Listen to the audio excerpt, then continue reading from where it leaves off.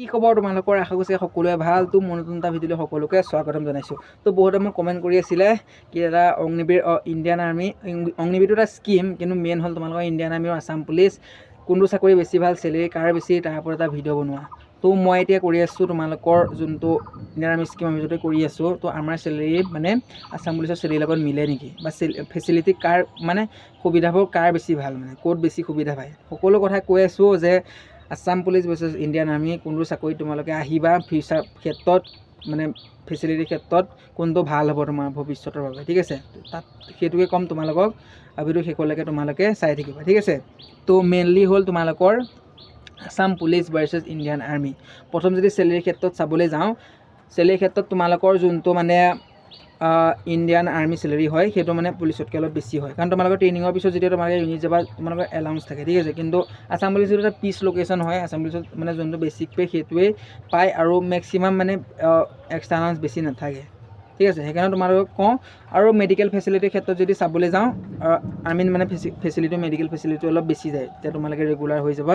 মানে আছাম পুলিচততো ইমান ফেচিলিটি নাথাকে। আছাম পুলিচততো তোমালোকে খানা পানী হওক তো প্ৰাইভেটলি কিনি খাবলগীয়া হয় ডিউটিৰ মাজত, কিন্তু যেতিয়া তোমালোকে ইণ্ডিয়ান আৰ্মিত কৰিবা তোমালোকে মেডিকেল ফেচিলিটিছ থাকিব, তোমালোকৰ খানা পিনা তোমালোকে ইনটো থাকিব লাগিব, য'ত পিচটো থাকিব তেওঁলোকে মানে খানা ফ্ৰী পাবা। তো তোমালোকৰ যদি চাবলৈ যাওঁ ইণ্ডিয়ান আৰ্মিত ফেচিলিটি বেছি আছে। আৰু ইণ্ডিয়ান আৰ্মি মানে এইটো নকওঁ মানে, কিন্তু নিজৰ নিজৰ মানে ছিষ্টেম থাকে। বহুতেতো ইণ্ডিয়ান আৰ্মিও ভাল পায়, আছাম পুলিচো ভাল পায়, সেইটো তোমালোকৰ নিজৰ মানে ওপৰত ডিপেণ্ড কৰে, ঠিক আছে, নিজৰ ওপৰত ডিপেণ্ড কৰে। কিন্তু মেক্সিমাম যদি চাবলৈ যাওঁ ফেচিলিটিৰ ক্ষেত্ৰত মানে আৰ্মিত অলপ বেছি পায় ফেচিলিটি, মেডিকেল ফেচিলিটি হওক অন্যান্য। আৰু যেতিয়া তোমালোকে কেণ্টিন কাৰ্ড তোমালোকৰ যেতিয়া ইছ্যু হ'ব, মানে যোনখন তোমালোকৰ কেণ্টিন কাৰ্ড দিয়ে, তোমালোকে যেতিয়া মাৰ্কেটত শ্বপ কৰিবা তোমালোকৰ মানে ডিছকাউণ্ট দিয়ে মানে সেই কাৰ্ডখনত, ঠিক আছে। তোমালোকে যেতিয়া তোমালোকৰ চিটি ৱাইজ যোনবোৰ তোমালোকৰ ডাঙৰ শ্বপিং হল থাকে, তাত যেতিয়া তোমালোকে বজাৰ কৰিবলৈ যাবা তাত মানে ডিছকাউণ্ট দিয়ে মানে, ঠিক আছে। আৰু চাকৰিটো দুটাই ভাল, কিন্তু তোমালোকৰ পইচাৰ ফেচিলিটিৰ ক্ষেত্ৰত ইণ্ডিয়ান আৰ্মি মানে অলপ ওপৰত। তো ফেচিলিটিৰ ক্ষেত্ৰতো তোমালোকক কৈয়ে দিলোঁ মই। আৰু চেলেৰিৰ ক্ষেত্ৰত যদি চাবলৈ যোৱা আৰ্মিটো মানে অলপ ওপৰত আছে, ঠিক আছে।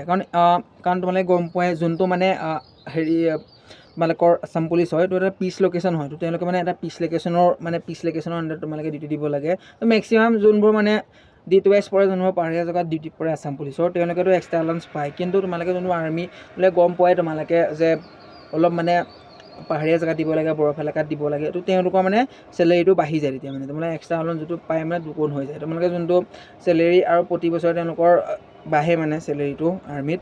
তো তোমালোকৰ কেণ্টিনৰ কথাটো মই কৈয়ে দিলোঁ, কেণ্টিনৰ যোনটো ফেচিলিটি মানে যোনটো, আৰু সেইটোৰ ওপৰত মেটাৰ কৰিয়ে মানে তোমালোকৰ চেলেৰিটো পায় মানে, ঠিক আছে। তাৰ ওপৰত মেটাৰ কৰিয়ে পায় মানে। আৰু বেছি মানে ইমান হাৰ্ডো নহয় মানে ক'বলৈ, দুটা চাকৰি সহজ, ডিউটি দুটাই সহজ। কিন্তু তোমালোকে যদি আছাম পুলিচ কৰা ষ্টেটাছ আৰু কিছুমানৰ ডিষ্ট্ৰিক্টতো থাকে, পিছত ডিষ্ট্ৰিক্টলৈও কনভাৰ্ট হ'ব পাৰি। আৰু তোমালোকৰ যোনটো মানে হেৰি হয় কি বুলি কয়, যোনটো মানে কি বুলি কয় ৰ'বা, যোনটো মানে আৰ্মিত হয়, তো তোমালোকে অসমত মেক্সিমাম মানে নাথাকে, মানে বাহিৰত ডিউটি দিয়ে, আৰু সেইকাৰণে তেওঁলোকৰ মানে চেলেৰিটো বেছি থাকে, ঠিক আছে। কিন্তু যাৰ মানে আৰ্মি ড্ৰেছটো বহুতৰ পিন্ধিবলৈ মন থাকে, যাৰ মানে বাহিৰৰ গোটেই, তুমি যদি আৰ্মিত থকা গোটেই জেগাই ঘূৰিবলৈ পাবা, ঠিক আছে। কিন্তু আছাম পুলিচত থাকিলে তুমি অকল অসমৰ জেগাবোৰ ঘূৰিবলৈ পাবা। কিন্তু বেছিকৈ মানে আৰ্মিত আহিব বিচাৰে, এইকাৰণে আহিব বিচাৰে কাৰণ ড্ৰেছ হওক, ৰাইফল হওক, ডিউটি হওক, জেগা বহুত ধুনীয়া ধুনীয়া জেগা ঘূৰিবলৈ পায়। তো সেইকাৰণে তেওঁলোকে আহে মানে আৰ্মিত, ঠিক আছে। সেইকাৰণে আহে মানে ধুনীয়া ধুনীয়া জেগা ঘূৰিবলৈ পায়, তো সেইকাৰণেই আহে। তোমালোকক কৈ দিছোঁ, তোমালোকৰ হয়তো পাৰ্চনেল মেটাৰ কোনটোত আহিব বিচৰা, কিন্তু ফেচিলিটি আৰু চেলেৰিৰ ক্ষেত্ৰত মানে আৰ্মিত অলপ বেছি পায়। এইকাৰণেই বেছি পায় কাৰণ তেওঁলোকে দূৰত ডিউটি দিবলগীয়া হয়, ঘৰৰ পৰা দূৰত থাকে বহুতো, ঘৰলৈ মানে ছুটি আহিবলৈ বিচাৰিলে পটককৈ আহিবও নোৱাৰে। কিন্তু আছাম পুলিচত তোমালোকে যদি ওচৰত থাকে, তোমালোকে যোনদিনাখনি দেওবাৰ ছুটি থাকে সেইদিনাখনিও গৈ মানে ঘৰৰ পৰা আহিবগৈ পাৰা মানে, তেনেকুৱা। তো তোমালোকৰ ওপৰত মেটাৰ কৰে। ছুটিৰ ক্ষেত্ৰত যদি আছাম পুলিচত পটককৈ ঘৰৰ পৰা আহিবগৈ পাৰি, কিন্তু আৰ্মিত অলপ দূৰ হয়। তো ফেচিলিটি আৰু পইচাৰ ক্ষেত্ৰত আৰ্মিত অলপ বেছি আছে। কিন্তু ছুটি যদি আৰু তুমি যদি ফ্ৰীডমলি থাকা, মানে আছাম পুলিচততো তোমালোকে পটককৈ ছুটি লৈ আহিবগৈ পাৰে, কিন্তু আৰ্মিত অলপ অসুবিধা হয়, ঠিক আছে। কিন্তু দুয়োটাই অলপ কমি বেছি আছে, কিন্তু চেলেৰি আৰু ফেচিলিটিৰ ক্ষেত্ৰত আৰ্মিত অলপ বেছি আছে, ঠিক আছে। আৰু দুইটা চাকৰিয়ে ভাল, ঠিক আছে। তুমি যদি যোনটো আহিব পাৰা তোমালোকৰ মেটাৰ, তো ভেকেঞ্চি ৱাইজ তোমালোকে আহিব পাৰা। আৰু আৰ্মিটোত প্ৰতি বছৰে ভেকেঞ্চি আহি থাকে, তুমি আহিব বিচৰা যদি এতিয়া যোনসকলে এপ্লাই কৰিছে তেওঁলোকেতো আহিবই। তোমালোকে যোনটোত আহিব বিচৰা সেইটো মানে তোমালোকৰ ওপৰত মেটাৰ কৰে, কিন্তু যদি আহিব বিচাৰা তুমি আছাম পুলিচতো আহিব পাৰা বা তোমালোকে অগ্নিবীৰতো আহিব পাৰা। কিন্তু আছাম পুলিচৰ ভেকেঞ্চি মানে ইমান সোনকালে নাহে, ঠিক আছে, অলপ লেট হয় অহাত। কিন্তু যোনটো ইণ্ডিয়ান আৰ্মি সেইটো প্ৰতি বছৰে ভেকেঞ্চি আহি থাকে। তো তোমালোকে যদি দিব পাৰা মোৰ মতে দিয়া।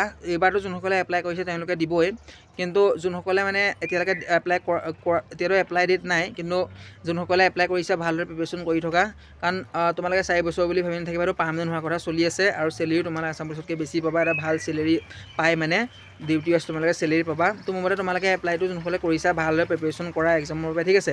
কাৰণ চান্স আছে, পাৰ্মানেণ্ট হোৱাৰ চান্স হোৱাৰ বহুতো চলি আছে মানে কথা, পাৰ্মানেণ্ট হোৱাৰ কথা চলি আছে, আৰু নিশ্চয় পাৰ্মানেণ্ট হ'ব। আৰু তেনেকৈয়ে তোমালোকে মানে ভালদৰে প্ৰিপেৰেশ্যন কৰি থকা, আৰু অতি সোনকালে যদি ভালদৰে পাৰফৰ্মেঞ্চ দিয়া, ভালদৰে যদি কষ্ট কৰিছা, তোমালোকে চিলেক্ট হ'বা, ঠিক আছে। খালি তোমালোকে হাৰ মানি নিদিবা, এটা ভাল চেলেৰি তোমালোকে পিছত দেখা পাবা, পঢ়া শুনাও সুবিধা পাবা, ঠিক আছে। তোমালোকে খালি ভালদৰে প্ৰেক্টিছ কৰা চাকৰিটো ল'বৰ বাবে।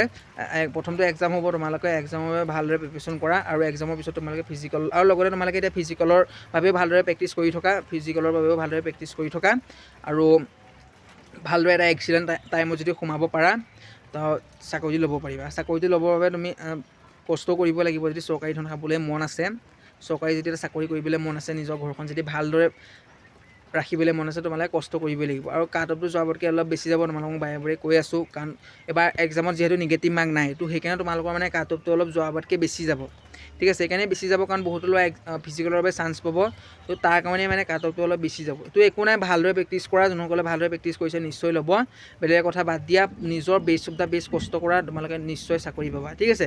তো আছাম পুলিচ আৰু ইণ্ডিয়ান আৰ্মি যোনটো চেলেৰীৰ ক্ষেত্ৰত তোমালোকক মই কৈ দিলোঁ, চেলেৰীৰ ক্ষেত্ৰত অলপ অগা পিছা হয়, আৰু মেডিকেল ফেচিলিটিৰ ক্ষেত্ৰতো তোমালোকৰ অলপ অগা পিছা হয়, কিন্তু ক'বলৈ গ'লে দুটা চাকৰিয়ে ভাল, ঠিক আছে।